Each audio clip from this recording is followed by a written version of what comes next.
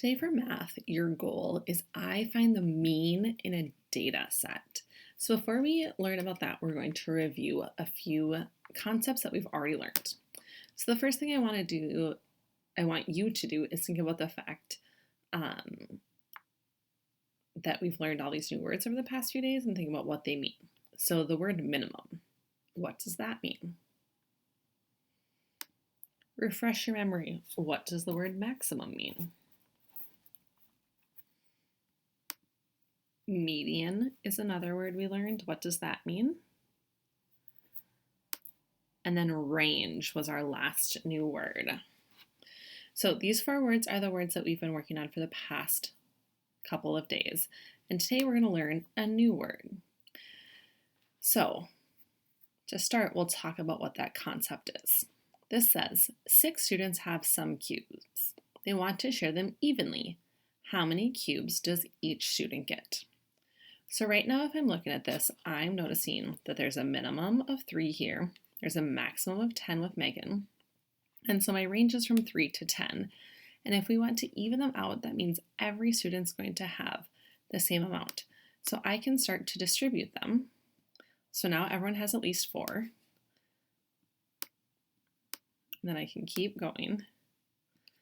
Now everyone has at least 5. And I can keep going. And now we have 6, 6, 6, 6, 6, 5.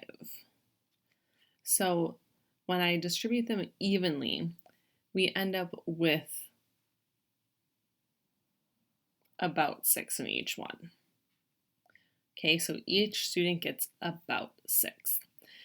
So what this means is that when we distribute them, we make them even by sharing them. And that shows you how many each student gets on average, also known as the mean. So to do this, we simply just leveled everything off to the best of our ability. And I want you to think about how could you show that with an equation. So looking at this, how can we show that with an equation?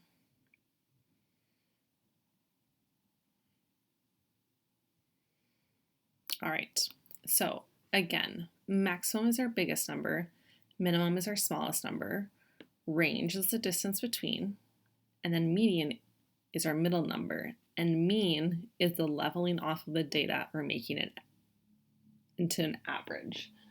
So again, here's another example where we are just going to figure out the average if we level these off.